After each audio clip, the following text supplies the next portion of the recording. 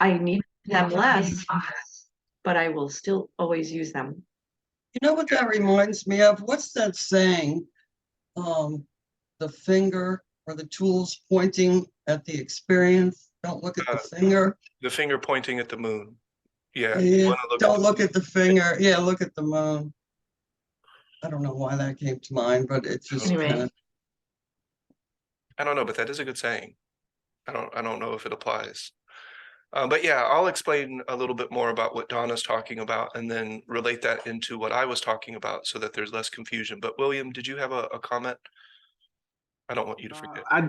Good morning, everyone. I did have a comment, but it was more, it was maybe it's about to be answered or worked out with what you're about to say. It was just, what I'm coming in on is kind of getting a sense of what I think I'm hearing. And, it's because that's an interesting idea. I saw the comment the other day about the exhibit. I've been to the exhibit as well. And I've had that virtual experience, and it was great. And then I started listening to what Donna was talking about with, deliberate modulation. And that's something that's interesting to me too, because it's the ability like to say, all right, I'm going to set the tone of my feeling for this day or this experience I'm about to have. And there's a place where I can see that is very powerful and very appropriate. And then I can see how sensationalism is a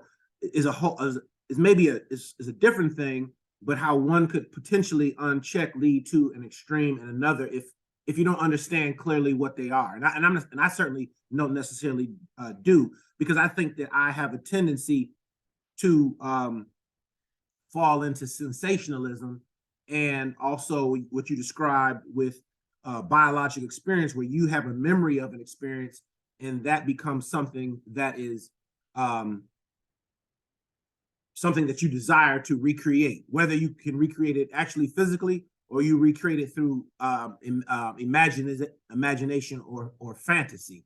And I think those can be completely different in the sense of the impact that one has on you. Like, it would imagine that deliberate modulation would be an experience that you're consciously creating, just like the other one, but you don't have the, how to say this, and this is where it kind of gets unclear, but one is like, to me, when I see myself being attached to a recreated experience in my mind that becomes preferable, and there's a biological pull, and there's these other self-judgments and just deeper feelings that are habitual and that leave me with a sense of being not empowered afterwards, where it's a craving, or I feel now that because though I fantasized it and that it's not real, I want that, and it's outside of me. Where deliberate attention would seem to be as if something that I am, for lack of a better word, control, but I can say that I'm creating it, I'm sustaining it, but it doesn't leave me with any feeling of lack or habitual desire afterwards. I would imagine that that's somewhere in the point between one and the other. One is a tool that you don't become attached to in a way that is all the bound is you're above that sphere of awareness. You're staying above that while using that, where the other one, sensationalism, and this all might already been said, but you become completely immersed in it.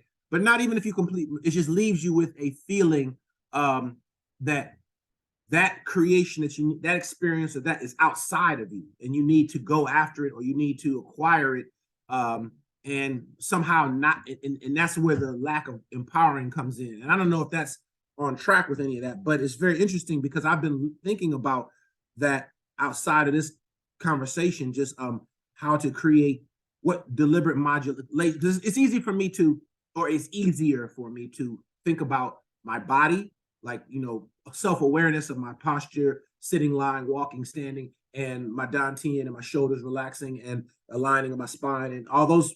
That's very, but to maintain a deliberate modulation of my emotional state And I don't know if that's necessarily what I could do, but to say I'm going to be joyful today, or I'm going to be anything today, that seems like a more, or for the next 30 minutes when I'm engaging with this person, I'm going to just speak to them out of a place of love for humanity, love and compassion for whatever the issue is that we're talking about. I'm just going to completely in this moment with them, look at all the beauty that I see in them and nothing else. I'm going to limit by focusing on the beauty of the moment, the beauty of them. It takes away from any other judgments I have about the situation or anything else. That seems like a excellent tool. And then that's where I think that's where, and then I don't know where it goes after that, but that's one of those, how I see deliberate modulation of a feeling.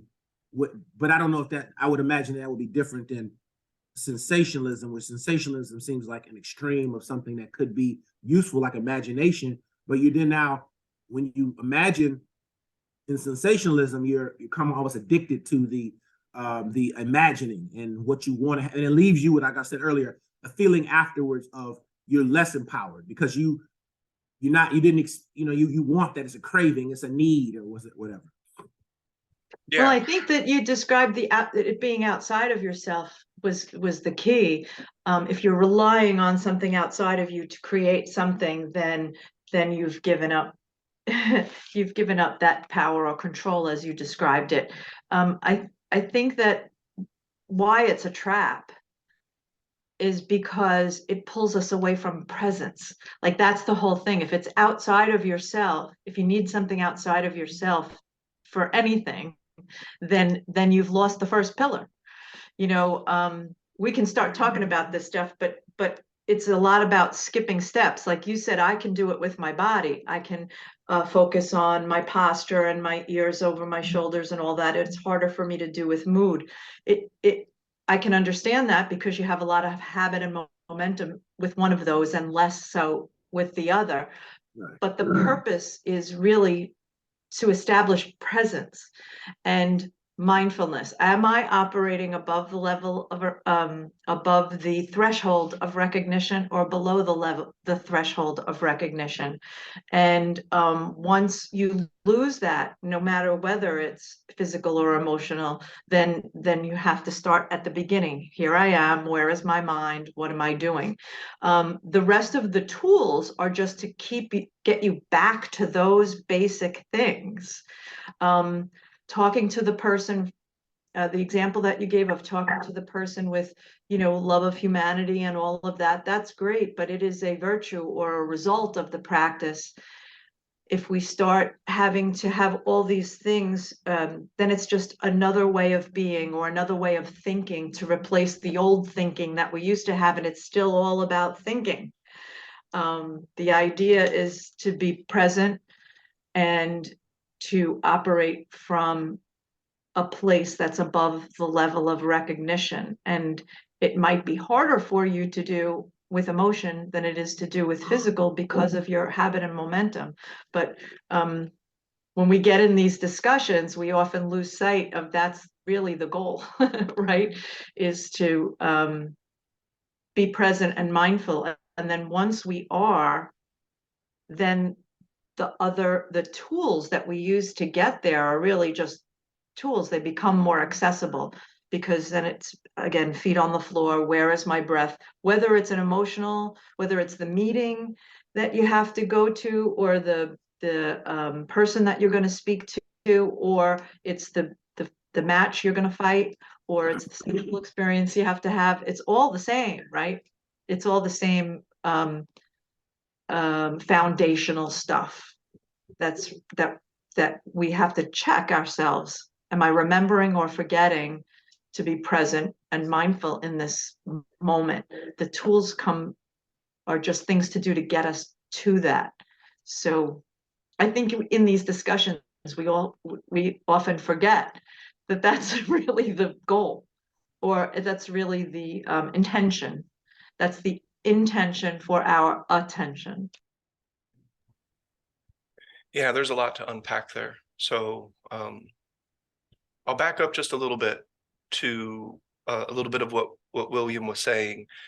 because I think that you do have a pretty good understanding of the way that we're using the word deliberate modulation, but there's also the sensing energy, which is processing emotional memory. And then deliberate modulation is recalling emotional memory as a tool, not a destination, right? That's a tool to maintain the elongated space. So the first three pillars, or the first three cores of the practice, create the space. That helps create the space in the first place. You got to keep doing it in order to get to that goal of creating space in the overall volume of thought. Deliberate modulation and sensing energy are designed to help you maintain that space so that it can continue to grow and gain momentum. Does that make sense? Yeah. So one of the biggest differences, and it came up in the conversation, it's not towards anybody necessarily, but there is a difference. When I talk about deliberate modulation, I also use the term mood intending. Mood is like an elongated emotion. It's something that's underlining your everyday life. Eckhart said that a mood can last months, it can last years, it can last decades.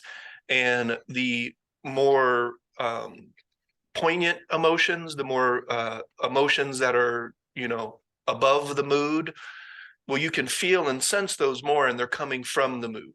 Does that make sense? So we have like blasts of response, electrochemical, physiological emotion, but we also have elongated emotion. Does that make sense? And Eckhart talks a lot about those two different types of that. A mood is, and then, Don Juan talks about this as well, the mood of the warrior, the mood of this, the mood of that. The mood is a type of emotion. It's just one that can kind of carry with you in the background while you do everything else. So when I came up with the terms deliberate modulation and sensing energy, I did not necessarily mean that we're recreating experiences per se.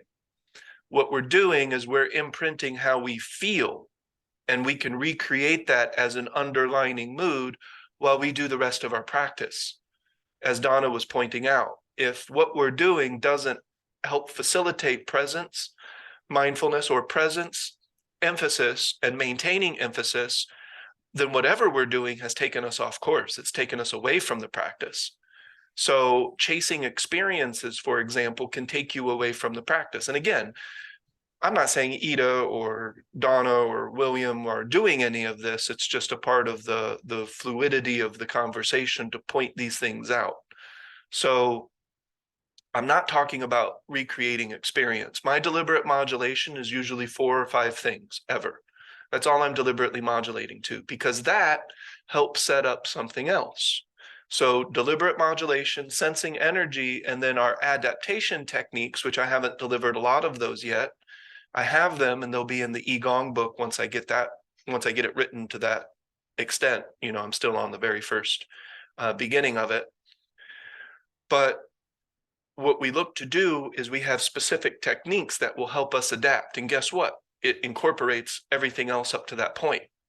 So if we're not present, if we're not emphasizing, and if we're not maintaining emphasis, then we're not going to be able to do that 6th technique of adaptation.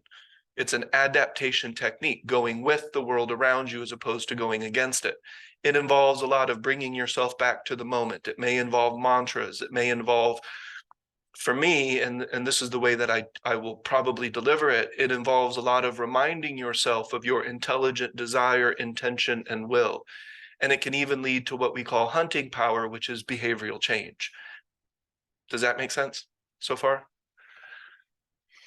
So all of that is great, but it's not an end technique. Does that make sense? It's not as if everything that we're doing is so that we can deliberately modulate. If we start to look at it that way, deliberate modulation could become a new source of attachment that takes us away from presence. And that's what Donna was pointing out. It could potentially take us away from presence, emphasis, and maintaining emphasis. And if we lose that, who knows where the fuck we are? Because we're back at leaf at the mercy of the wind, probably feeling really good, but still leaf at the mercy of the wind. And that won't last forever. And then before you know it, we'll start chasing experiences. And then before you know it, We're jumping out of an airplane on fire because that's what we need to feel a thrill, or we're getting into slap contests because that's what we need to feel competition or something like that, which is just ridiculous. So the idea is that this is all modulation that is setting up to the ultimate technique of this practice. Of everything that we do, there is one ultimate thing that we can do with the practice, and it still maintains all the other pillars and aspects, but it is shifting, not modulating, shifting the lens of perception. A shift of the lens of perception equals a total change.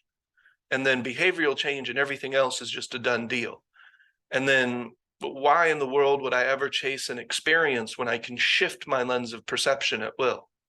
You see what I mean? And it's, the shift is a total shift. And I'm not talking about like 16 different types of shifts. No, shifting the lens of perception is just shifting the lens of perception so that everything coming in and everything going out is fundamentally different. The way that you perceive the world, the way that you perceive your emotion, the way that you perceive thought, the way that you perceive communication, it is fundamentally different, to the point that it is actually really difficult to talk about because we have no language structure to talk about this shift in perception, because it hasn't occurred enough for us to create language around it commonly. It can, the lens of perception can shift due to a wide variety of happenstance. Does that make sense? So we have experienced it to some extent, but it didn't have volition and will. That's the biggest difference. It shifted on its own as a result of something that was happening to us. When you're in a near-death experience, you may notice that your lens of perception, the way that you are perceiving the moment, has fundamentally and entirely changed. And there's no real words to describe what you experienced because it has so fundamentally changed. The purpose of the practice, especially hydrostacy, again, you can quit before hydrostacy and still be, impeccable with all kinds of things, and that's great. Hydrostacy will fundamentally help set a person up so that they maintain their hydrostacy bubble, which will lead to the ability to shift your lens of perception at will. And yeah, dream walking and everything else is a done deal at that point. True, you were setting that up before the shift of lens of perception. You were dream walking before that, otherwise you could have never shifted it.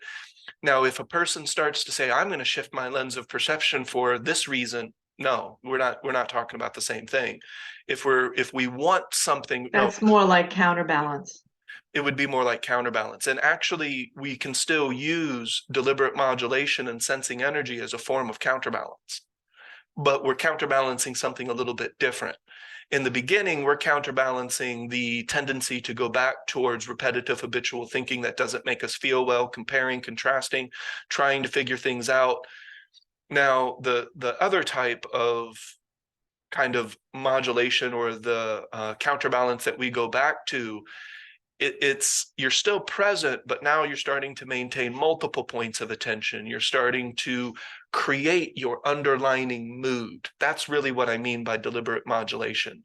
So I have some very basic, and these will come out in Igong. So I mentioned this, but in the Igong book, I create very specific forms of deliberate modulation that another person could set up. You can set this up as well. So in the very beginning, and I don't talk about it too much in the beginning, so I don't spoil the result, but it's something that will come up, is we place our presence, or we place our attention on the present moment because we care about it.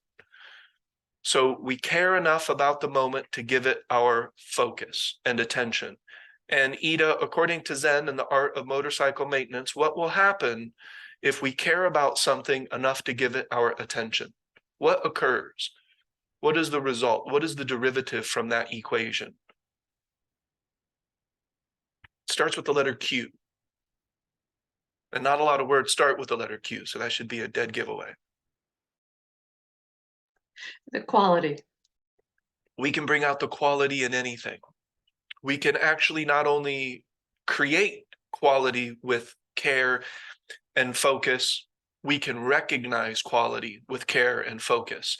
So I'm sure that we've all tried to teach somebody something, whether we're teaching them a very complex skill, or we're teaching a child how to walk or how to color inside the lines.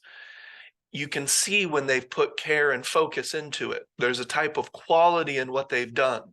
So maybe I'm absolutely sure that William has experienced a student that had no skill. They had accumulated jack in terms of skill so far, but there's a quality to what they're bringing to the table, to the practice, to the learning experience, because they care about it, and they care about it enough eventually, hopefully, to give it their undivided attention, their total focus.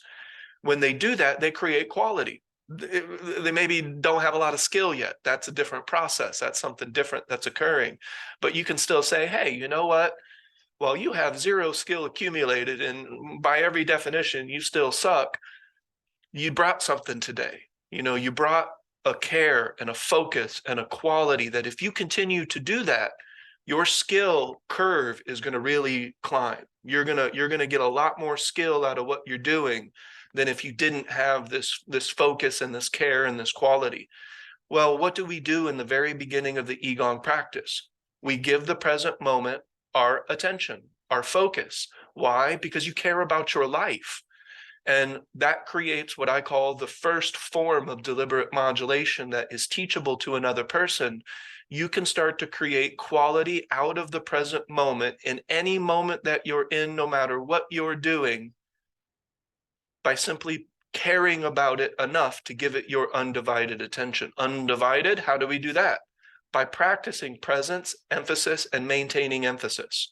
If we can learn to maintain emphasis in the present moment, that's a type of focus of the mind, of attention, of cognition that will allow us to create quality in whatever we're doing, but it will allow us to recognize quality in whatever we're doing and wherever we're at. And that can become a mood of quality. And it starts to get into what I call abstract qualities. And so abstract is something that is just simply less tangible. It's not as physical. You know, this cup is not abstract. It has an abstract nature. That would be the quality. The physical nature of it is you know, porcelain or, you know, paint and Sedona, you know. Does that make sense? So when I deliberately modulate to the feeling and the mood of quality, that keeps me inside of my hydrostacy bubble, because I'm still maintaining all of my other principles while I do it. What could be a potential error, and I don't know until I hear the details of what you're doing, so it's not a judgment. I need to know a little bit more information. If a person starts to chase experience and they're wanting to recreate experience, that is not deliberate modulation.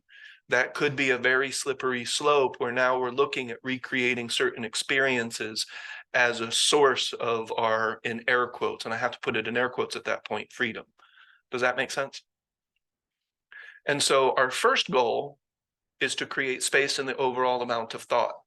Our second goal is to maintain space in the overall amount of thought.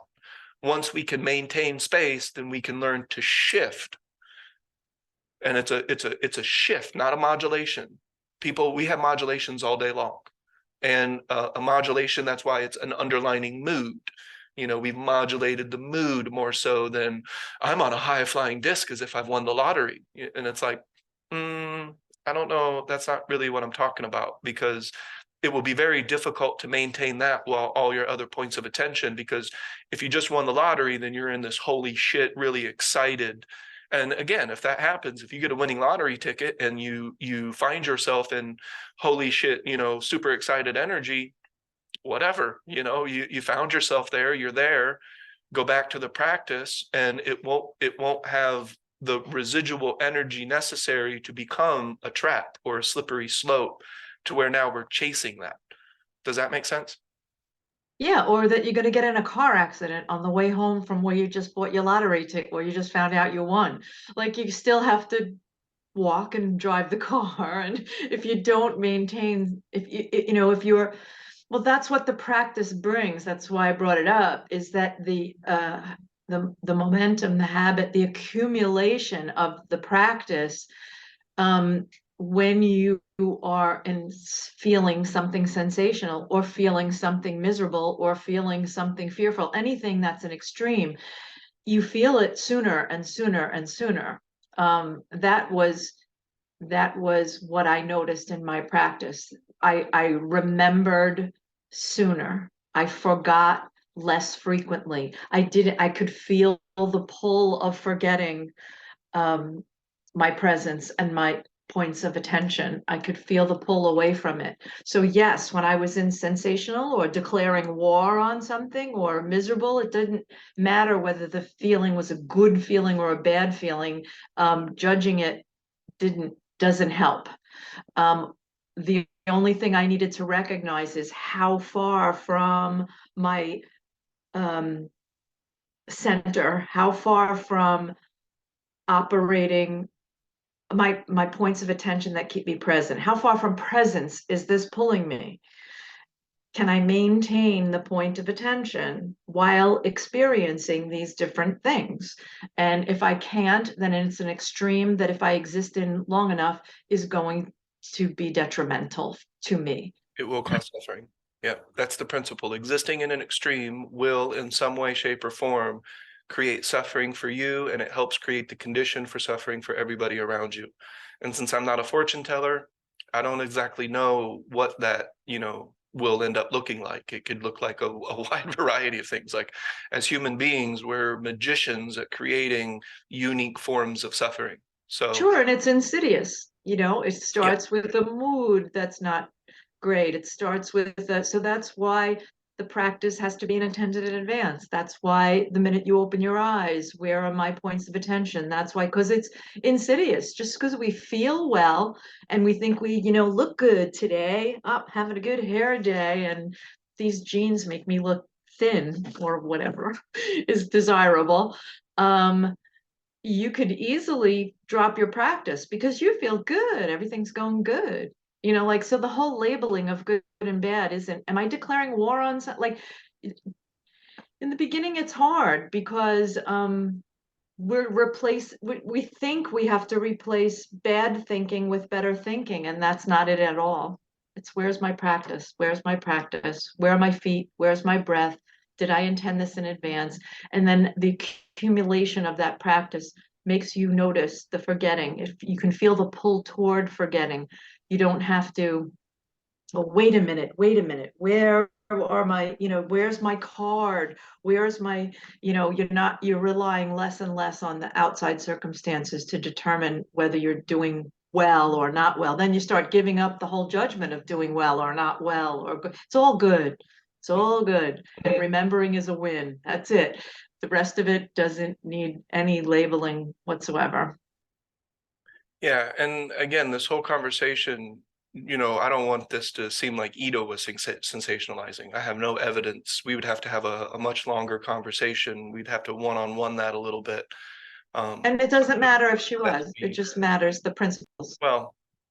Well, then in that case, it does matter. So according to the practice, it would matter. But to answer William's question, so we have the first 3 layers of the practice. That is basic alignment, or the foundational practice. That's what the first Igong book is about.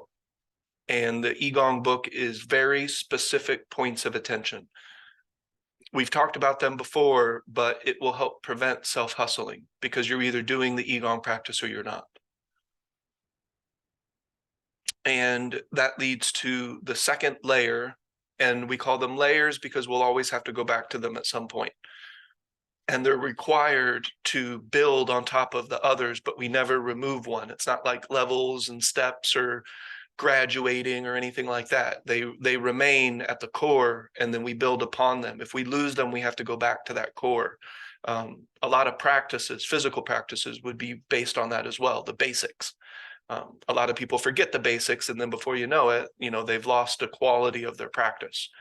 So the second is, so we have basic alignment, and then we have what's called counterbalance. Counterbalance is the second layer of the practice. And the third is warrior training. Those first 3 layers are designed to create space in the overall amount of thought. That's what almost no other practice that I've ever experienced is actually doing. They'll just tell you to go meditate to do that. Or that by forcing yourself into a posture of meditation, eventually it will have a residual effect on the rest of your life. Stop declaring war.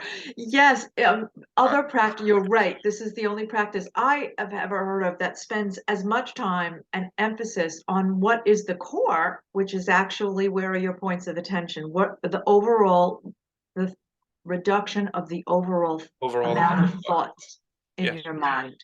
Absolutely, it is. And they don't describe how-tos.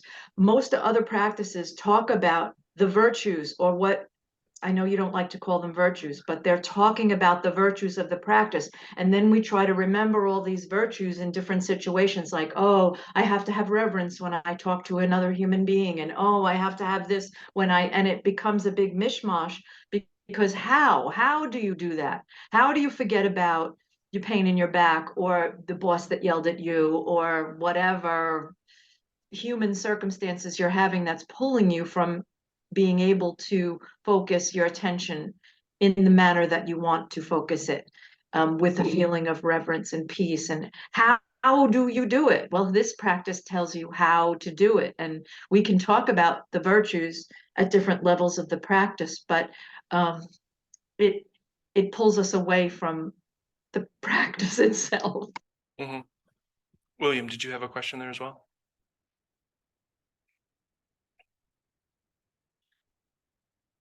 Whoops, you're muted. There you I did. Thank you. Yeah, it was so the first 3 layers of practice: basic alignment, warrior training, and I was taking notes and I lost one of go. them. Okay. The middle one though is counterbalance. Okay, basic alignment, counterbalance, yeah, and Mhm. warrior training. Okay, I'm sorry about that. And- And then, Yep. and then those are supporting the first of creating space. That helps to create the space in the overall amount of thought. Yep. You should, when you're doing warrior training, especially when we get to the end of warrior training, and really what we were going to talk about today was the redirection technique, which is maintaining emphasis, the rule of 3. When we get to the end of warrior training, we are redirecting any thought about ourselves. Any thought, because at this point, we don't need to think about ourselves. We know our likes, we know our dislikes. We can use our thought to organize, and we can use our thought to communicate. But one of the biggest habits of the human being is self-importance, and to emphasize their self-reflection by thinking to themselves about themselves. Am I doing this right? Am I doing this wrong? Am I going the right direction? Am I going the wrong direction?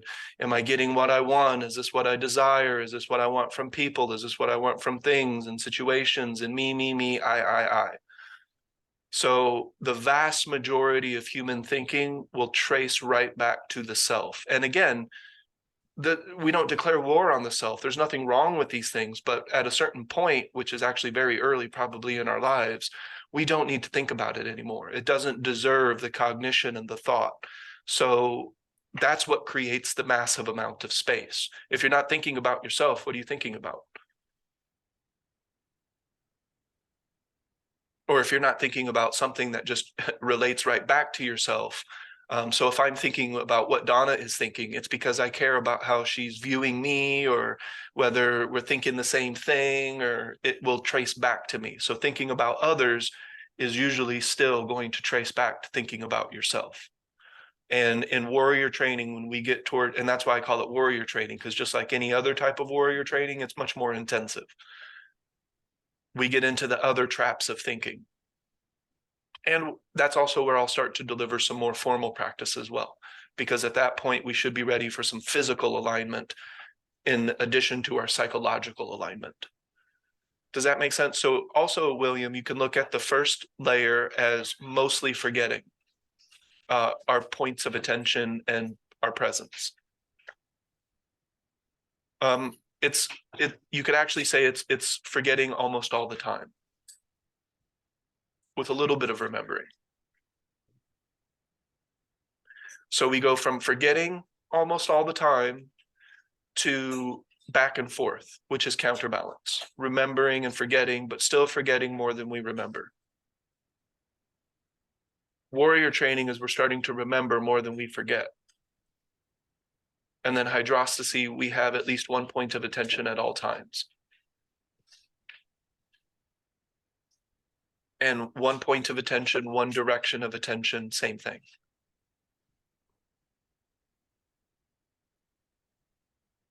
In foundational training is mostly basic alignment is just about presence, correct? It's just about presence. Establishing presence Yes. in the foundational practice. It's in counterbalance where we learn to maintain emphasis. It's where we learn to maintain emphasis, right? So in the basic alignment, that's the person gets a lot of opportunity to create tools and tricks of attention. They very likely are unfamiliar with some of these terms, so they need Because we have habitually and repetitively learned to use outside circumstances to determine our everything. where our mind is. Yes, our behavior, our mood, our what has all been previously determined by outside circumstances, and more specifically, how we think about what we think about the outside circumstance, how we perceive them, and how we internalize them. Mhm. Right. So we're just establishing presence. Here I am in this moment. There's no lion running after me. There's no, like, there's, just being present in the moment itself slows down the overall amount of thinking in our mind. It narrows it down. And we have to establish that first. And often, still, in after all these years of practice, if I'm in a rabbit hole, I go, wait a minute, where's my feet on the, like, well, what, how it happens in seconds or even milliseconds now, where I completely drop the practice, but it's so I don't know if I completely drop it, but I guess I do. If my heart is racing and there's no reason for my heart to be racing other than my thoughts about something, then I've completely dropped my practice for that second. Mhm. Right? Yeah. Yeah, if you have no deliberate point of attention, you're not doing the practice.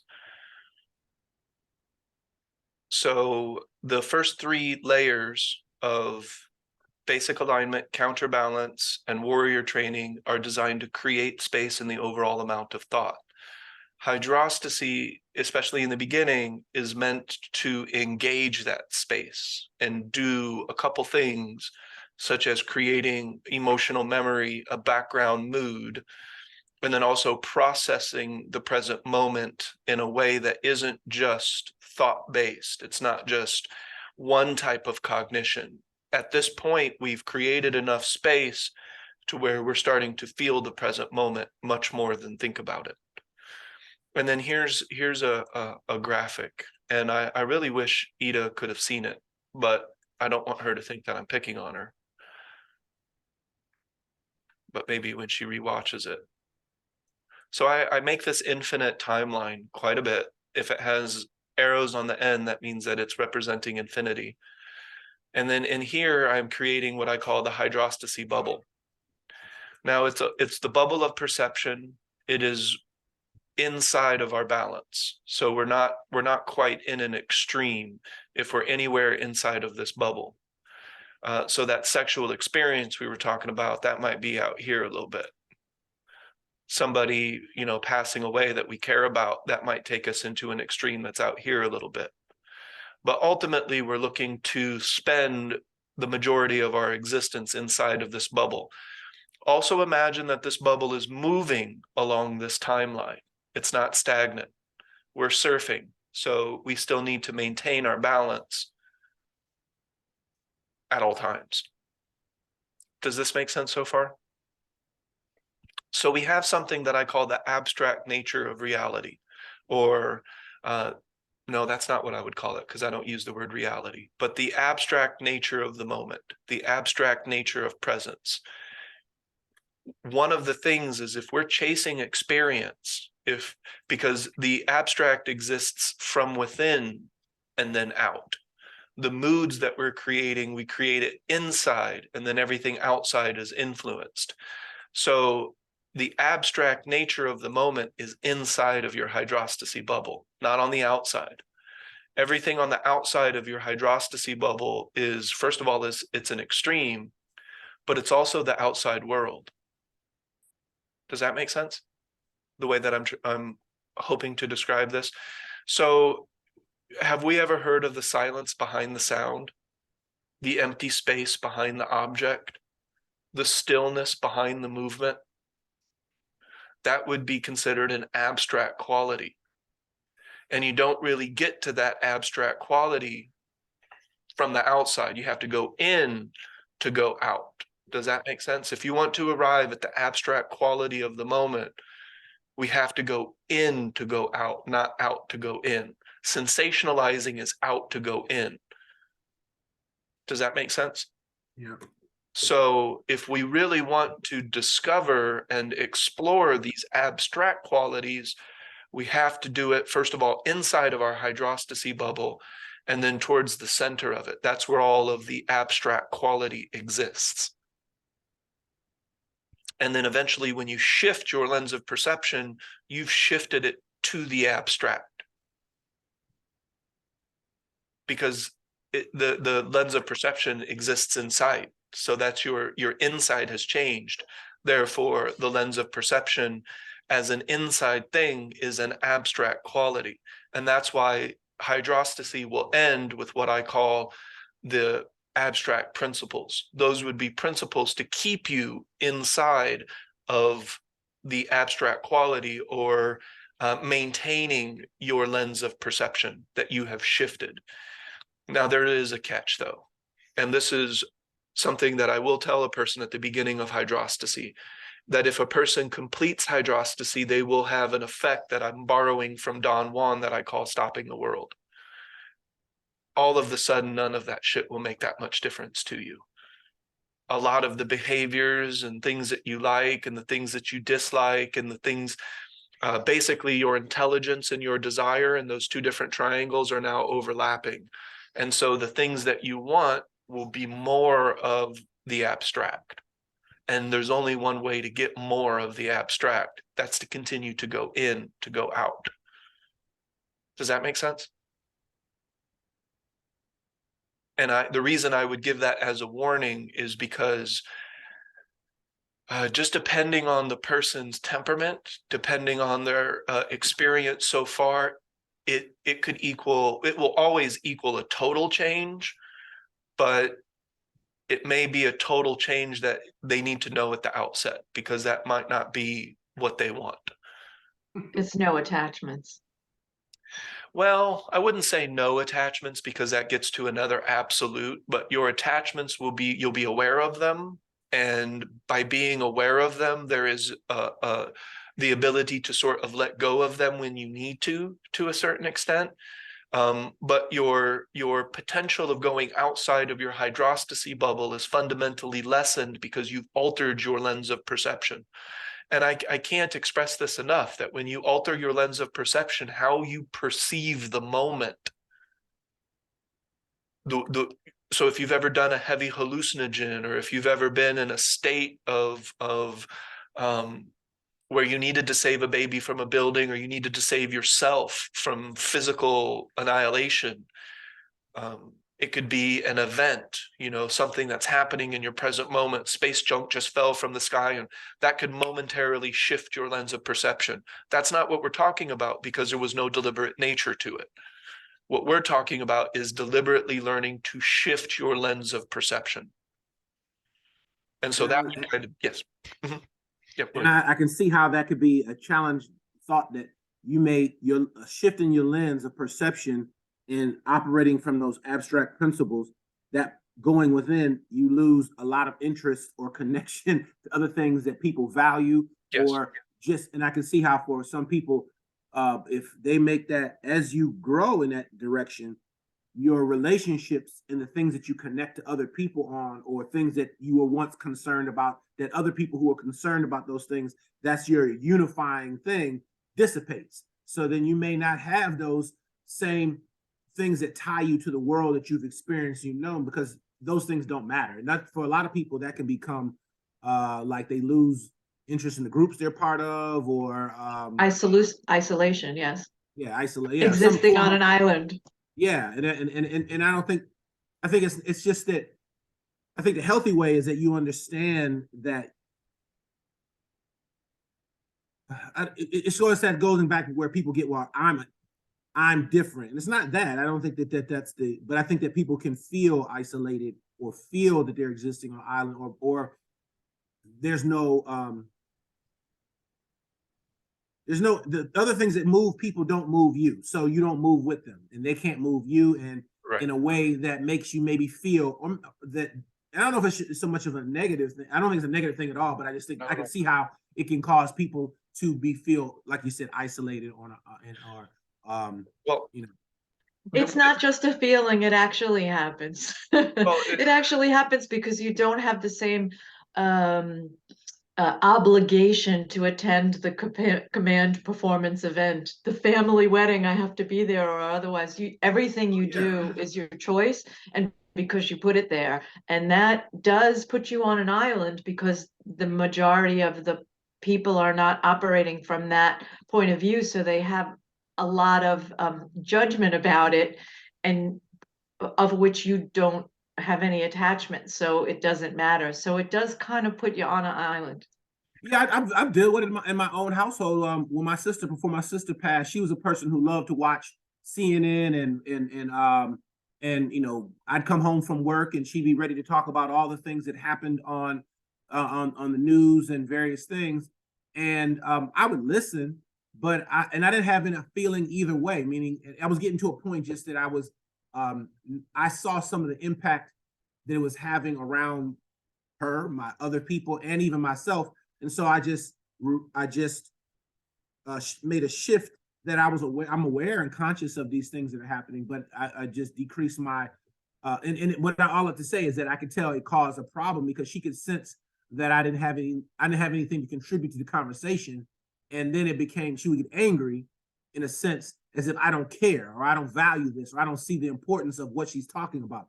And it wasn't because I was disputing her. I just didn't have anything to say. I was just like, it got to the point, it's like, what more is there to talk about in this matter?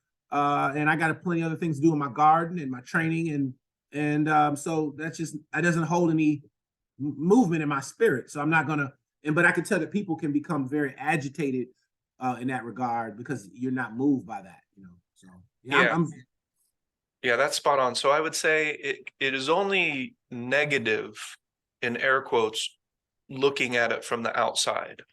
So when we're looking at the idea of a total shift, when we're just looking at it and we're thinking about it, we're like, I don't know about that. Like, that sounds isolating. It sounds, and the only reason it's isolating is because there's not that many people there doing it. That's the only reason. It's just not common. Everybody could potentially do it. And if we did, the species would evolve. Our species would be far more functional. We would be doing things on a completely different plane of existence, than what we're doing now. But when you are in that and you have shifted your lens of perception, something really important happens, and you are no longer bored or otherwise at odds with the present moment, because there's just no room for it. When you shift your lens of perception, there's nothing boring about it, because it's just, you're not able to get bored anymore. You're just the thing that caused boredom was being removed from the moment, and then requiring all of these other forms of stimulation to get back to a feeling that we end up chasing, the entertained feeling. And then, that leads to all kinds of dysfunction, and we got people slapping each other for entertainment. So I keep going back to that one because I just saw it yesterday, and I'm like, what the hell? The slapping, professional slapping. It's like, okay, yeah, now this is a clear example of dysfunction in the human species. I don't need more examples than this. Like, this is it. No, but there are so many more examples. So from the outside looking in, it will definitely look undesirable to a certain extent.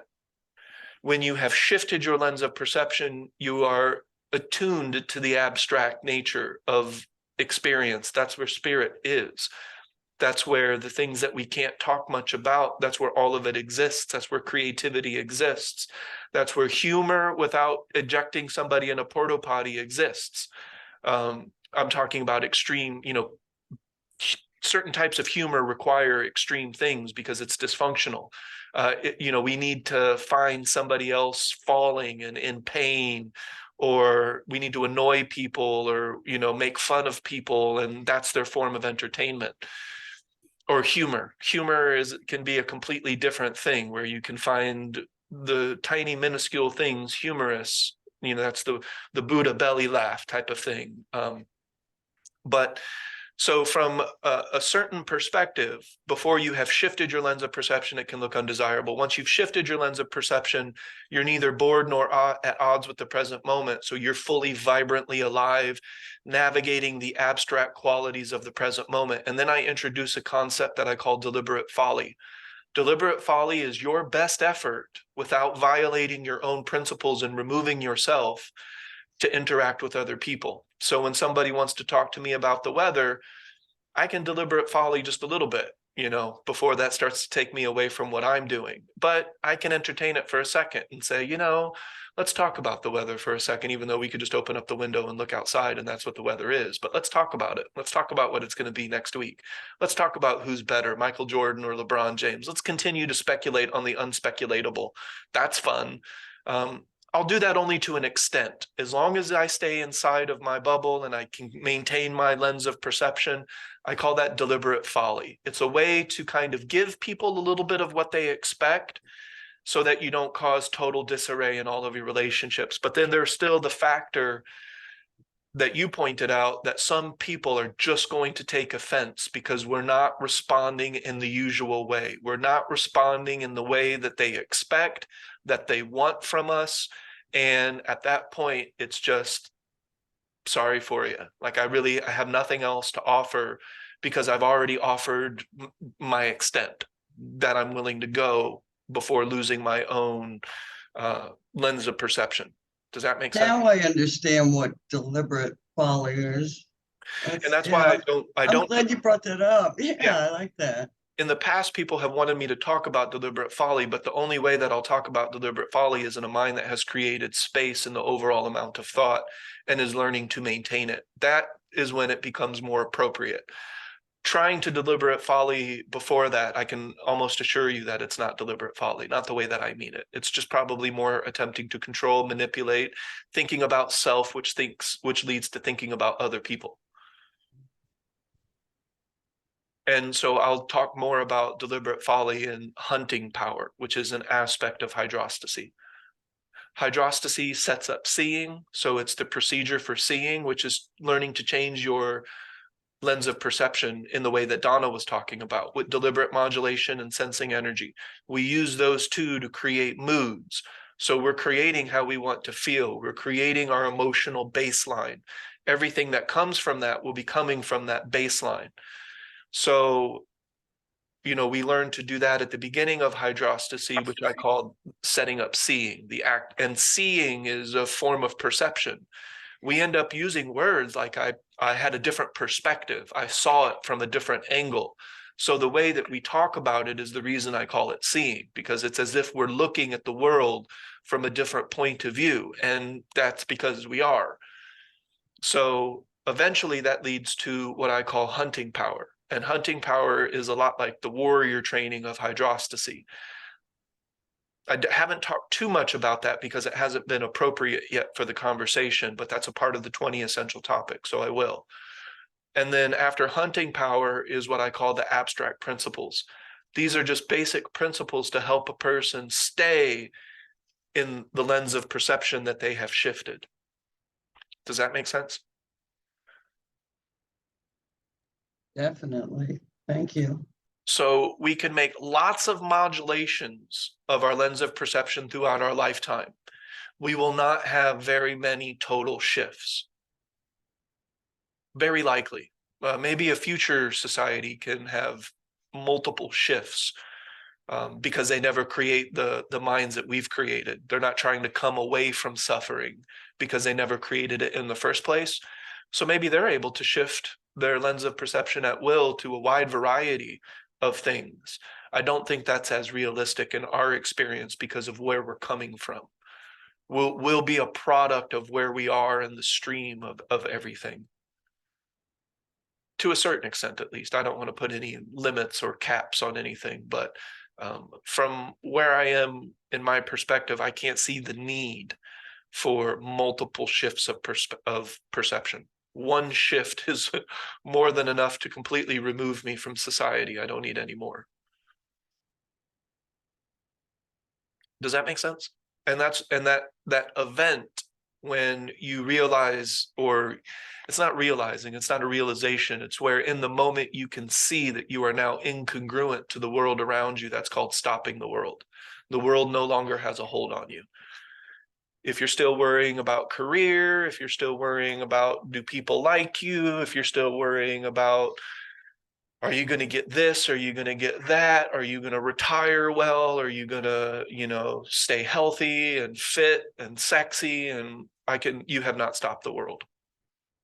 And that's okay. You don't have to. But this training will bring a person to that point, to where those things that bind humanity will no longer bind you, because your perception has changed. How can it? I can understand that in the way that I'm looking for a job. My job has ended, and I have a couple interviews up where I'd be really nervous, but I don't feel nervous at all. Just going with it is the best way I could describe it. Mm-hmm. I just know I don't have to worry. I choose not to. It's not coming up. It's interesting. Yeah, and that's a key indication of it's a key factor of stopping the world, is you didn't try to do it. You don't have to try. Yes, it's just occurring. And if it's occurring in bits, then that's more modulation. And so that's something that you can learn to imprint if necessary, if you think that it could be advantageous to you, that mood of things not really, having as much hold on you, that will lead to dream walking. Oh, okay. I'm understanding a lot much better, I guess, from experience. Mm-hmm. But if you're, worried about your job situation, I don't know what the fuck people worry about these days. If you're worried about your sports team, winning or not winning, if you're worrying about somebody liking you or disliking you or accepting you, if you're worrying about purpose and finding your place in the world or leveling up and all of that shit, then we're nowhere near what I'm talking about with stopping the world and modulating the lens of perception. Or shifting the lens of perception, rather. So modulating leads to a shift. So what Donna's doing with modulating her lens of perception, if it is continued and it gains momentum, eventually will lead to an overall shift where the world shatters. And it wouldn't be a bad thing to her. Other people around her could get a little irritated, because they're like, well, you don't even come over for dinner anymore. And it's like, They're getting worried, I think. yeah, that's possible. They're getting worried. Like, I don't know, it was actually my intention to lose focus on time. And I really can do it now, because other than this class and maybe my outside Tai Chi class, a couple of chiropractor's appointments, I don't have to be anywhere at any given time. And I really love that. So I don't hold on to time like I used to, because I needed that measurement, because there were expectations of me arriving places at a certain time. So, and I've expanded that to my family and friends as well. Like, I'm not sure yet which ferry I'm going to get on, or I'm not sure whether it's Wednesday or Thursday or maybe even Friday. And everyone kind of just goes, most people go, okay, yeah, like we'd love to see you whenever you show up.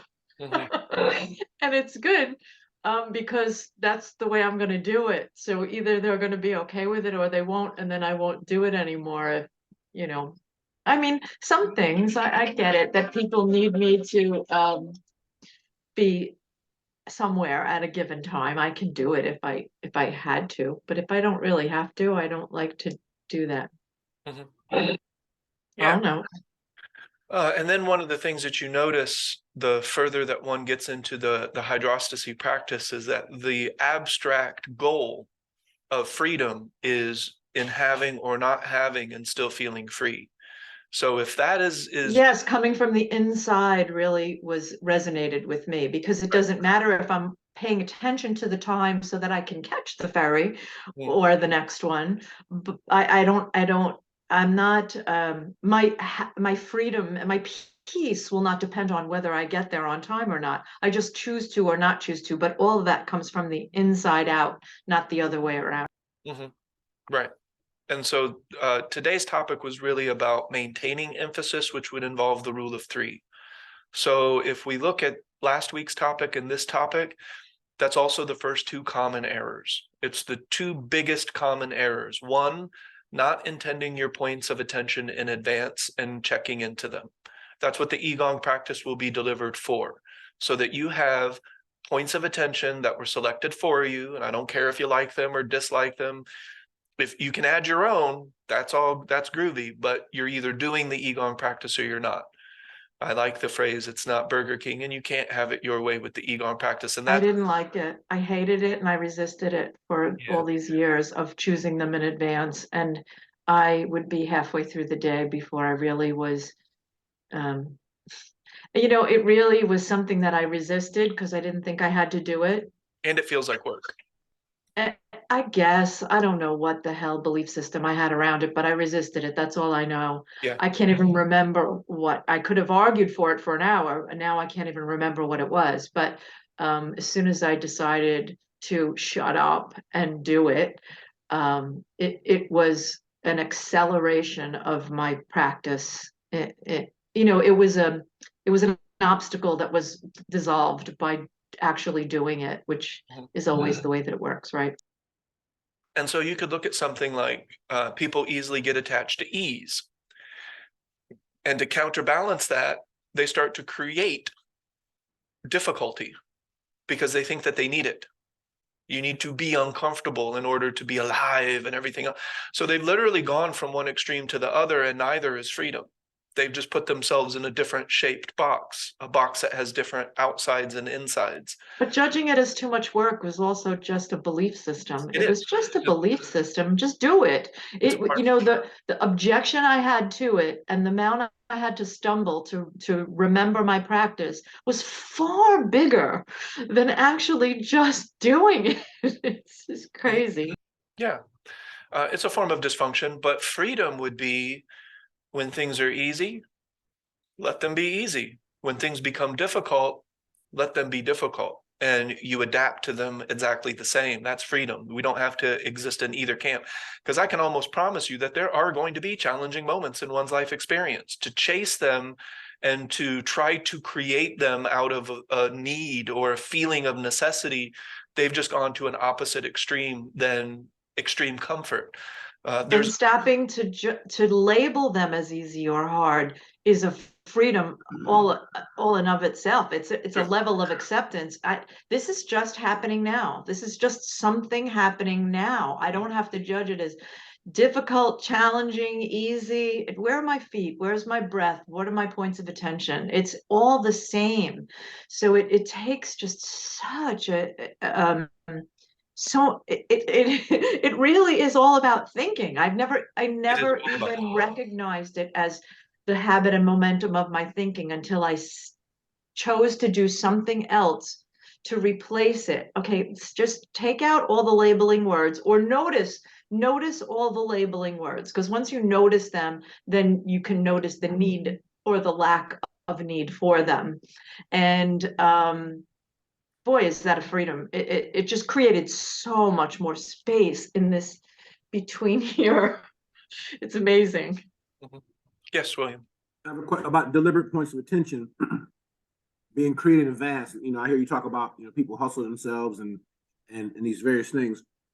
What I find myself doing is I have some deliberate points of attention that are kind of standard that I carry throughout wherever I'm at, or I always fall back on. And then I have some deliberate points of attention that I have associated with certain activities.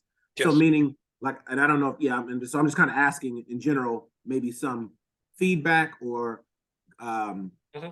suggestions or confirmation of what I'm doing. But so like when I'm driving, I have particular, like I may pick, like I've heard you, and I use those where I may be aware of I feel my elbow on the consoles in between the seats, and I may feel my hands on the wheel, my alignment, and I may be consciously aware of that in my breathing. But then I'm also looking for a red car this day. I'll say I'm going to look for, pay attention to all white cars or all red cars, or I've done the one of doing the shadows underneath cars or the shadows on things. But say if it's a rainy day and there's no shadows, then that may not be available to me as the same. So I'll pick something else. But I pick that as I'm driving, or I'm about to get in the car, or there's been times where I get in the car and I remember my practice, and then I remember to pay attention to the shadows, and then I start. I might not have, when I get in the car and I drive, I'm like, all right, yeah, so let me pick something.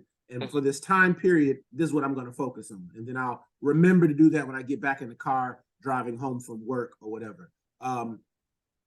But then in a shower, I do a different point of attention that's related to the shower that I maintain. And so I'm just saying, I guess what I'm saying is that any feedback about how and when and what to select at different times. I know this all personal, and I know that it's really not the focus. The things you focus on is not as important as maintaining deliberate attention. But that's just kind of how I do that. I would imagine, is that very common, or what everybody else is That's doing? common. That's absolutely common. So we have terms for that. So the baseline one that feels easiest to you is the lowest hanging fruit. Maybe for you, it's your body and your breath because you've had that kind of training. For the average truck driver, it's going to be something a little bit different because they have a different lens of perception to work with. But the lowest hanging fruit, that's fine. Those are going to be things that are just a little bit easier, but that's still an advance. And eventually you start to notice a quality between intended in advance and coasting. Coasting is you're not really intending your points of attention. It's getting a little quasi, it's getting a little loose. And then before you know it, you're not really paying attention to anything. So that's kind of what we call coasting. But we also have situational points of attention, and then we have what we call segmenting. And even, some of those will also relate to the term that we use in warrior training that I still call battlegrounds, or areas where you have far more habitual momentum built up. And those will definitely be around the 4 destroyers. So the feeling I need to go on vacation, or I just need this for entertainment, you have been trapped. Like you are the destroyer, the entertainment destroyer is choking the crap out of you. If you feel that you need these sexual escapades and that you need to be, and you're constantly thinking about that, then the biology the biology destroyer has you by the throat. So we can create situational points of attention, and we can also segment our day because here at home is different than when I'm at work. And when I'm at work, that's different than when I'm walking home. And you can kind of set all that still up in advance. So you know that you need different points of attention in the shower as opposed to different points of attention when you're driving. That's fine. And they can still be intended in advance, and it doesn't have to be the same point of attention all day long. You can alternate between different points of attention depending on the situation.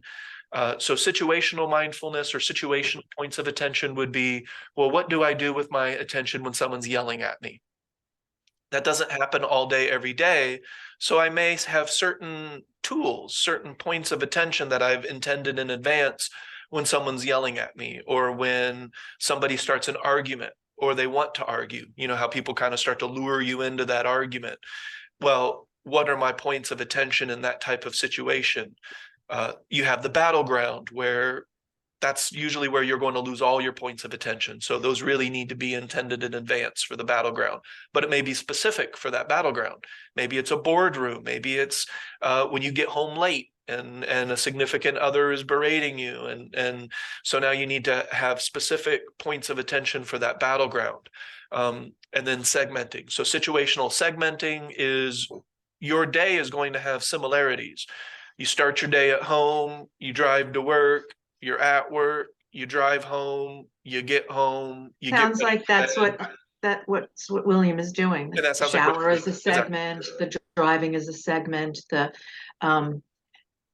and if those points of attention come easily and you find that that gets you fully present and maintaining your emphasis, then that's all good. Those Yes. are tools that Ernest has described. If they start to become, it's like that coffee table you buy and it's in your room and you love the way that it looks and you love the colors in it, and then pretty soon it just becomes part of the gray of all the furniture in your house, and you no longer, if those tricks of attention that you're using in those segments start to become so familiar that you're not appreciating the quality of something, it's not bringing you back, they're not serving the purpose that you chose them to begin with, which was to establish presence and maintain your presence and operating above the threshold of recognition, then you got to come up with new ones because the old ones aren't working for you anymore. But it sounds like you're doing exactly the stuff that we learned to do in the practice. I remember when that started to happen, I was like, okay, I'm ready to populate my bubble more. It was transitions.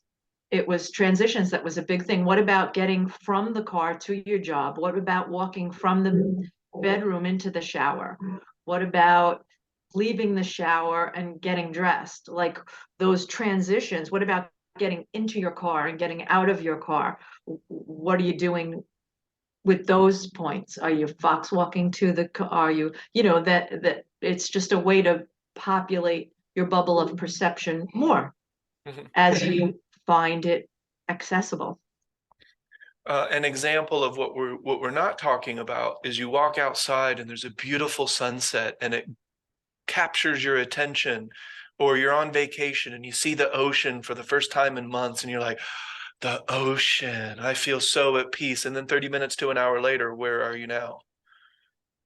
2 days into the vacation, you're thinking about this and that, and it's all Or gone. you trip and fall on the boardwalk because you're paying attention to the ocean and you forgot your feet on the floor and your breath. Like it's because you're relying on the view of the ocean to be your point of attention, and you forgot about all the rest of them. Right. And eventually through this practice, you'll be able to feel the quality of deliberate nature versus not.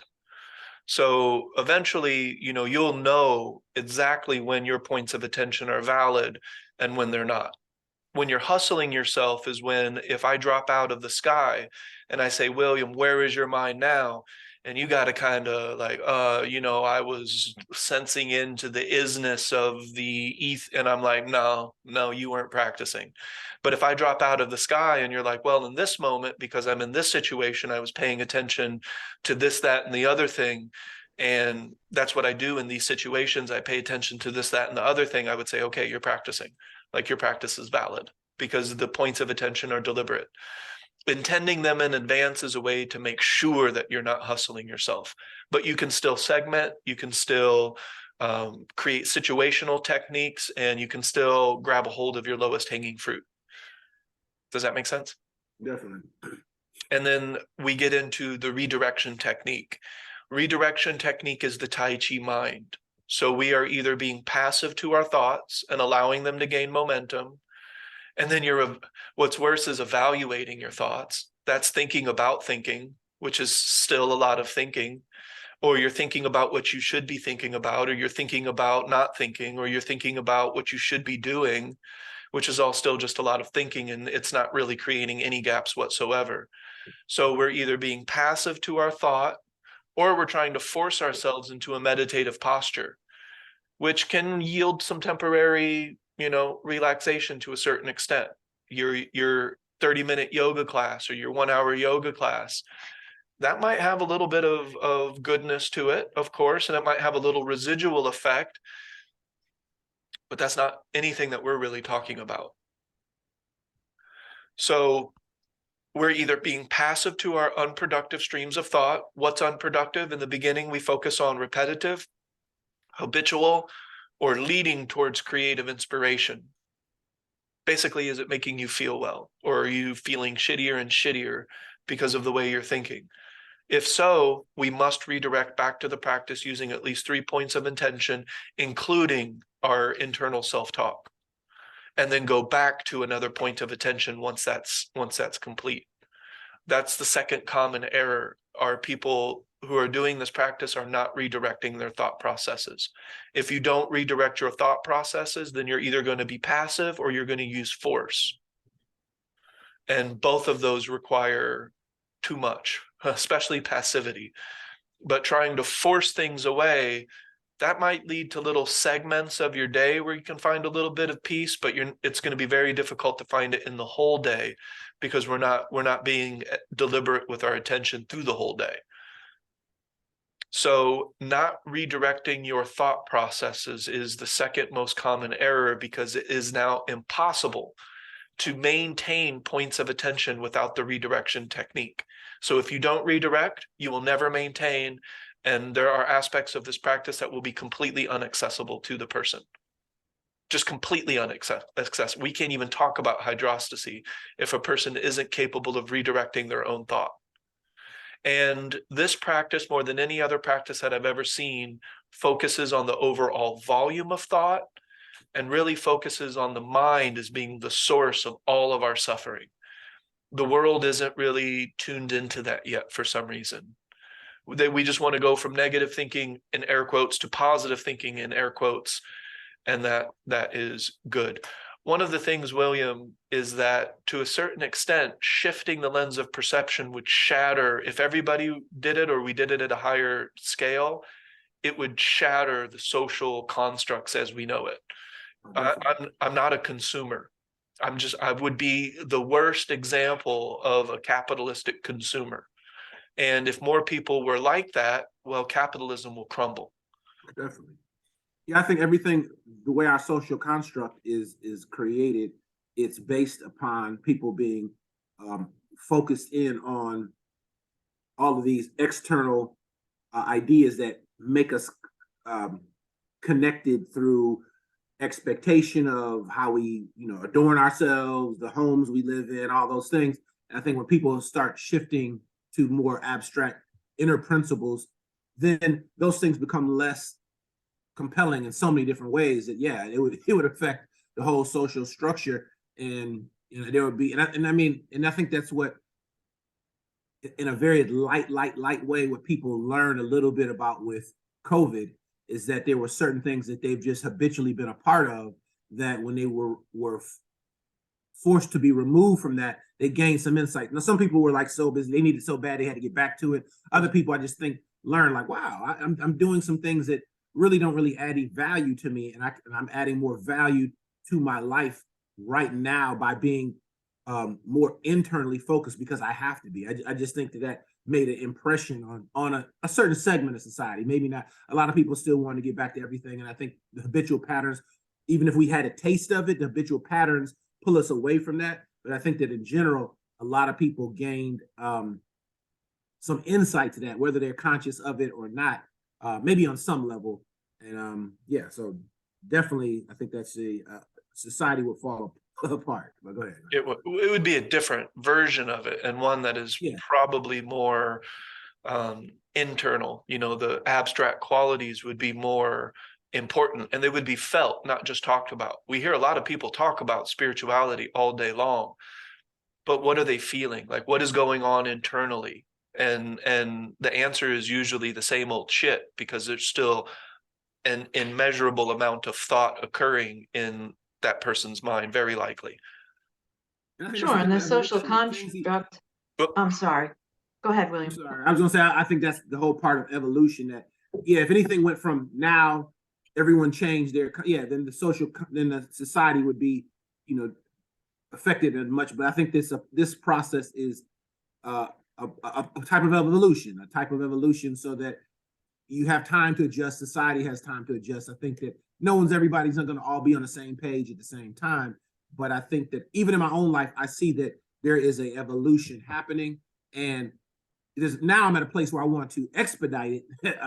And I probably always have, but I think I'm more desirous of like that will, desire, and intellect coming together, and that is a quickening of that process.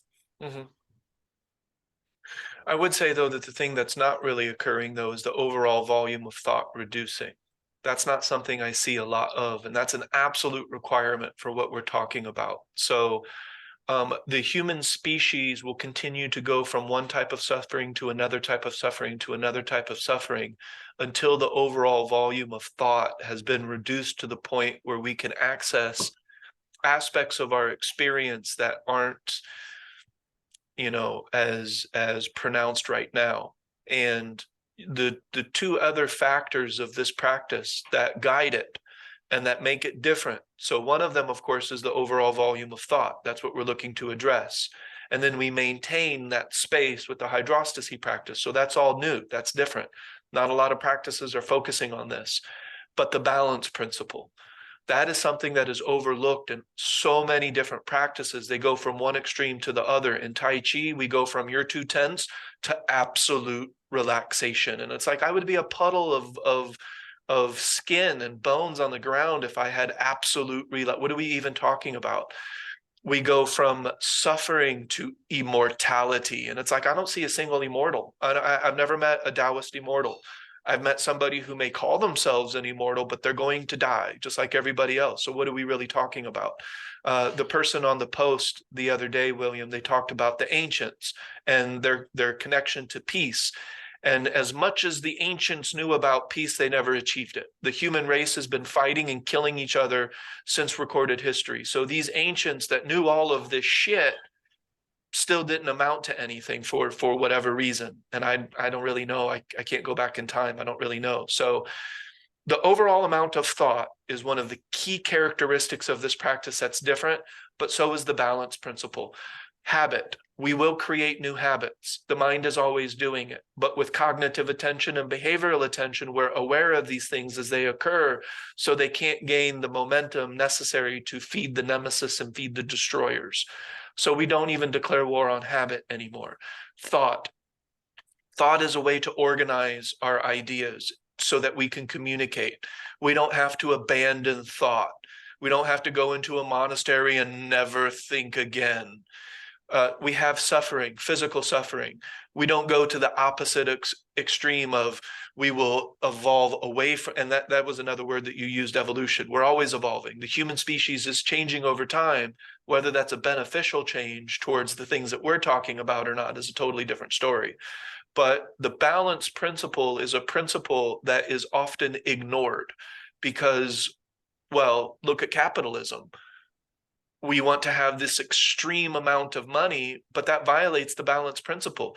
How much do we have going out? How much do we have going in? What do we actually need? So I've thought, it's occurred to me that at a certain point in my life, if I would have struck it rich, I would have just got wildly out of balance. I would have gone and bought a bunch of shit that I didn't need.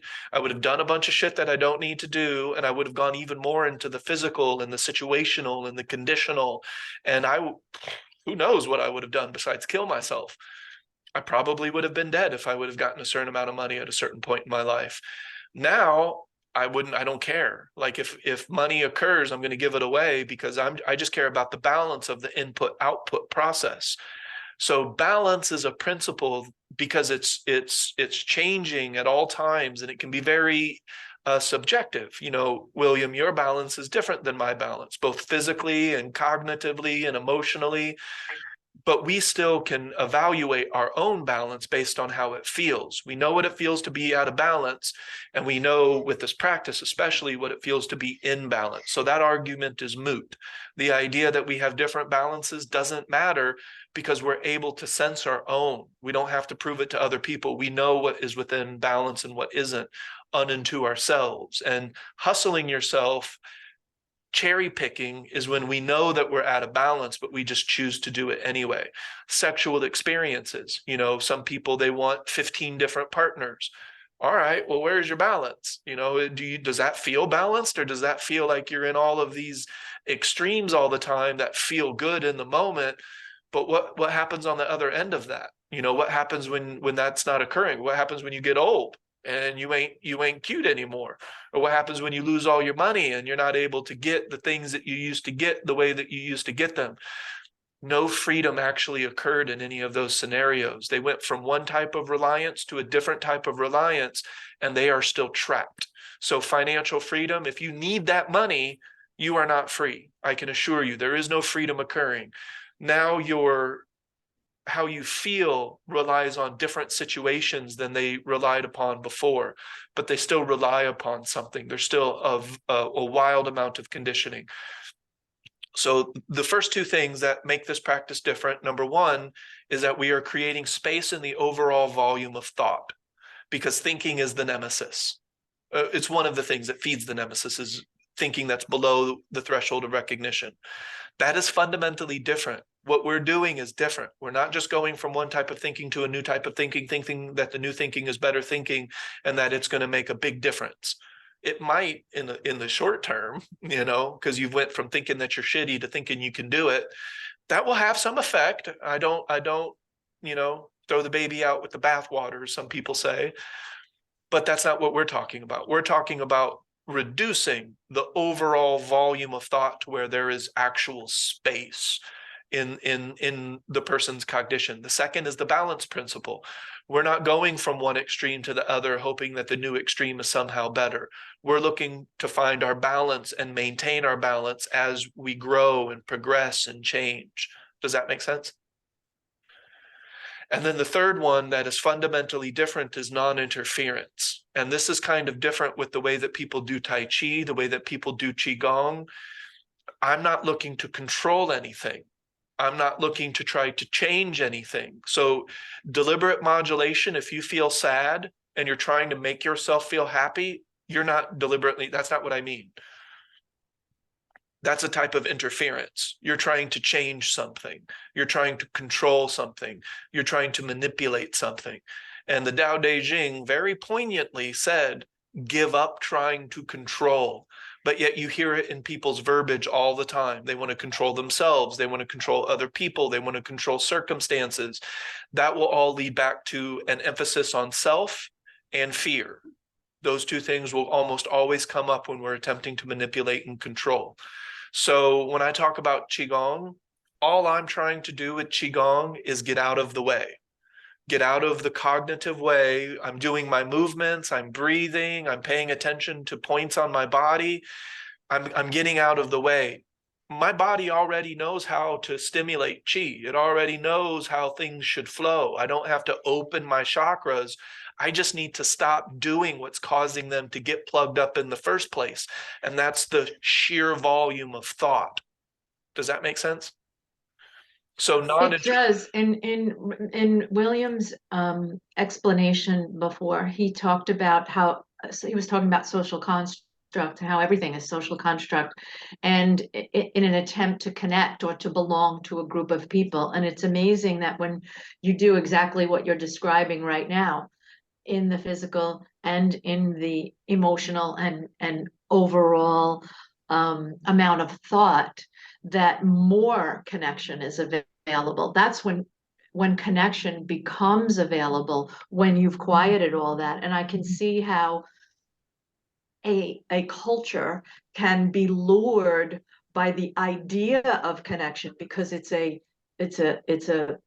connection is a fundamental principle of how we of the nature of things, that we are connected, and wanting to feel that connection is the lure that makes us worry about things like money and what clothes we're wearing and what we're driving and all of those kinds. So that's the lure of connection, but it doesn't really establish a connection. It thwarts it, as a matter of fact. So when we are deliberate, present, yes, fear drives them.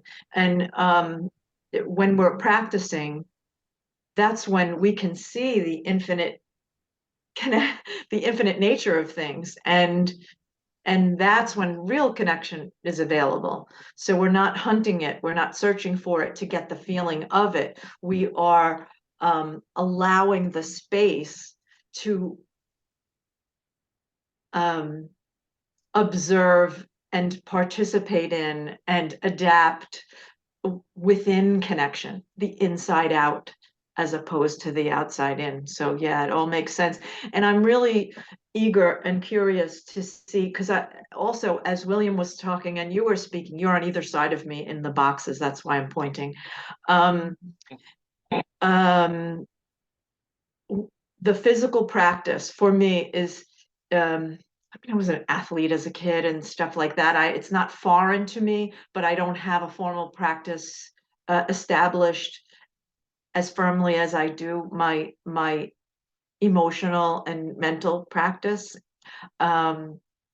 So, but the principles are exactly all the same. When you describe the I forget what the terms are, the Igong and the Qigong, the principles are exactly all of the same. So for me, establishing a physical practice that's more consistent as as my other practice, I can only assume that that's going to lend to better adaptation for me and more connection.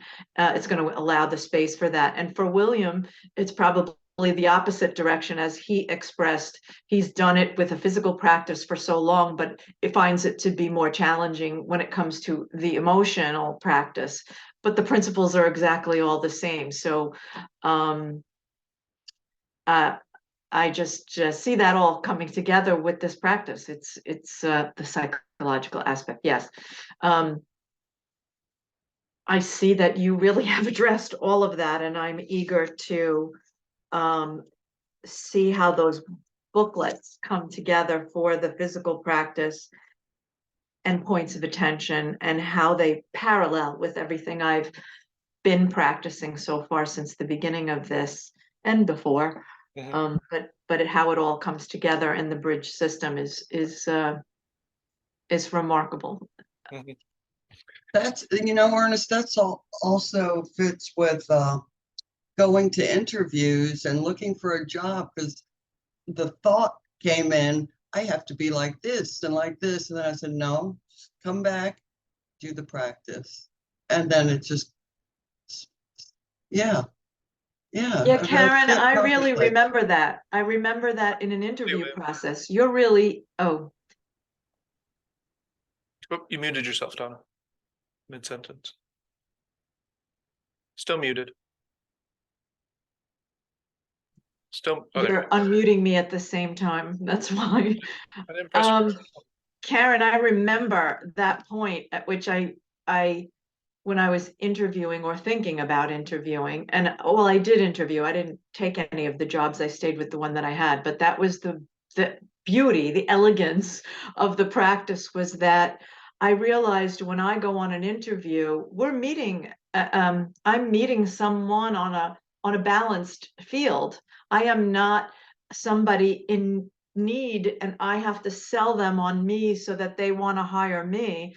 I'm interviewing them as much as they're interviewing me. We're meeting on level ground to discuss whether this fits Well, for yes. them. Well, when It's there's got, the space, yeah, I'm it needs to saying be a there's also the win-win. connection. That's where Right. the connection occurs.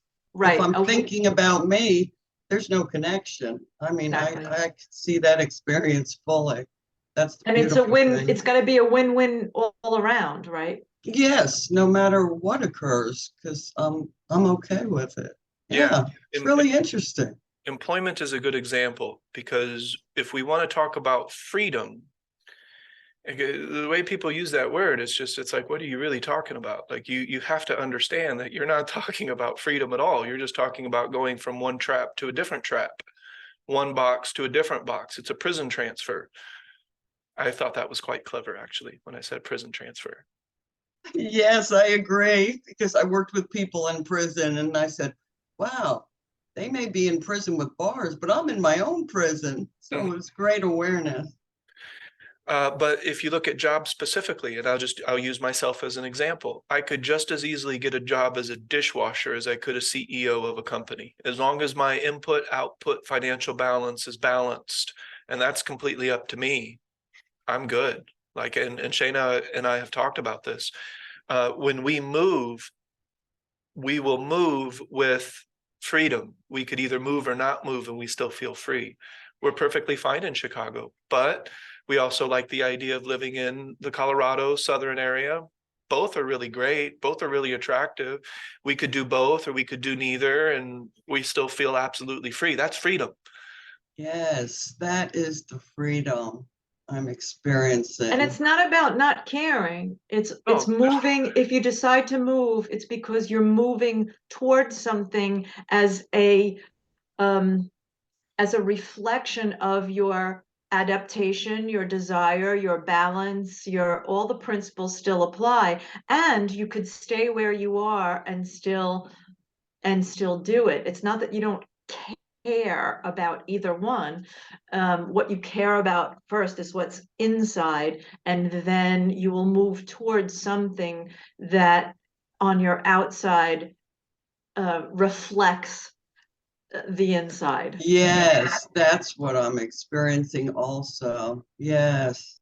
And then that karma yoga comes in when you can do or not do, and it doesn't make any difference. So you just do because you got to be doing something. So And you can, yes. because you yes. can't. But what we care about, I don't care where I work, not really. Like I said, I could be a dishwasher or I could work at the clinic. Because what I care about isn't those things. My care is very focused. What do I care about? I care about my life, my existence, my presence. I care enough about the present moment to give it my attention and focus, which brings out quality. Anything I care about, I can give that attention and focus to, and it creates quality. But a lot of once the world has been shattered, then those things that used to be so heavy, you just don't really care as much about. And I would say that I just really don't care about it as much because but it's not as if no care exists. My care is focused on something more fundamental than the branches of the tree. My care is on the entirety of the tree, including the unseen roots. Yes, and that's the shift. It's helping me understand on another level. Mhm. Yeah, that's why I never left my job and went to any of the other jobs. Some of them paid more, some of them looked like maybe they had less toxic experience. It was about me labeling where I was and what I wanted to accomplish, and spending way too much emphasis on the outside as opposed to the inside. And then once I shifted my perception and I realized, well, I can navigate this, there's no difference in how I'm going to navigate this or the other situation. So why move from where I am? Just navigate it in a way that's more balanced than you have been. That's your suffering is happening in here. It's not happening out there. And then when it's time to move, it will become evident. And that's exactly what happened. And the fear of change and making a mistake was really getting in my way. Once I dropped all of that, I made a lot of changes all at once because it was time. And then it was what I wanted to do. And it happened without much suffering. Mhm. And then, just to finish things off, that's where the responsibility in teaching this comes from, because I'm talking about creating a total shift in the lens of perception. So there will never be a bridge class on how to manifest your soulmate. There will never be a bridge class on how to attract the perfect job or the perfect partner or the perfect scenario. And if somebody in a seminar, a free seminar or a very low cost seminar, if they're like, hey, Ernest, what can I do to achieve ... I would say that if we're focusing on achieving ... we're never going to get to the shift of lens of perception because Except the answer will be the same, just like you said, Karen's example of looking for a job is a very good example because, and then you illustrated all of the points at play that she's recognizing, which is why she feels less fear. She feels no fear going into it, and she can not help but notice that in the past she did, and the result was because she reduced the overall volume of thinking in her mind. So it doesn't matter whether somebody comes to class saying they want to manifest a lot of money or they want to get a soulmate or it's still all the principles still apply. It's for the reason you just. And I would never deliver anything that focused on that. No, but those are the questions that are going to come up because people are human. Yeah. That's where they are. And I would say that this practice has very little to do with any of that. Right. Yeah. And that assisted me tremendously by you doing that. Otherwise, I might be focusing on that car and that Well, job, and my mind would start revving up again. well, remember, I had 20 private students at once. I had, 6 one-on-ones a day at one point. I was accumulating anywhere from 200 to 300 new followers a week. I could make money. Like I could sell this and package this very differently to the point where it would trap people's attention and essentially separate them from their money. That's perfectly possible. That's something that I could absolutely do. Yes. But I take responsibility for the way that I deliver this message, because the integrity of the system depends on how it's delivered. And when someone takes full responsibility for that delivery mechanism, there are certain things that we just won't go down that road, because that will now, Shayna's desire for a Ferrari, that has nothing to do with me. I don't give a shit about that. That's her desire. That's whatever. If you want to use this practice for that, I would say that you've missed the point, but what you do with it, you do with it. I can't assume responsibility for what Shayna did with it. But if I answer her questions and I say, well, this is how now I'm really going away from especially the non-interference aspect. I'm violating that principle. I'm helping her violate the balance principle, very likely. So we slowly start to violate principles if I violate principles in how I deliver it. So that matters. And it could be the reason that, this doesn't turn out to be this, that, or the other thing. I don't really have an idea in mind about how I want things to look or anything, but to some extent, I could see myself sharing this for the rest of my life. The physical things people want, at least the beginning of the practice seems super attractive to people. Once we get to stopping the world and shifting the totality of one's perception in the moment, that might sound a little heavy. So people will be like, I'll stop at counterbalance, even warrior training Right, center. they'll stop whenever they stop, because that's what the nature of people is. So, That's good. so you don't have to declare war on the Ferrari. You No. can just explain, well, you have to find your own balance. If here's where the Ferrari is a pull towards out of balance, because what are the reasons why you want it and need it, and in spending your time and trying to acquire it, are you still in balance with all the other things? I can't tell you whether you are or you aren't. I can tell you what the lean in culture is, and I can tell you what the lean probably is, but I can't tell you that that's where you are. So let's go back to the principles, and then you can determine for yourself whether that's working toward presence, mindfulness, and deliberate intention, or whether it's not. Right. So if Shayna says, Ernest, tell me how to manifest a Ferrari, I will say, no, that's not what this practice. I'll tell you how to be present, how to deliberately intend points of attention in advance, how to maintain that emphasis, how to create gaps in the overall amount of thinking, how to accumulate personal power, how to eventually break the chains that bind you in this world. If at some point you end up buying a Ferrari with all of that, then that's your boat, go float. But I will not compromise the integrity by entertaining that one iota. So because you are an example when you do teach, because I have been watching you all along, and my focus has not been on the car, on the money, because of you taking responsibility for that. So I find that very interesting about what you're saying. And actually, that's what attracts me to your teaching.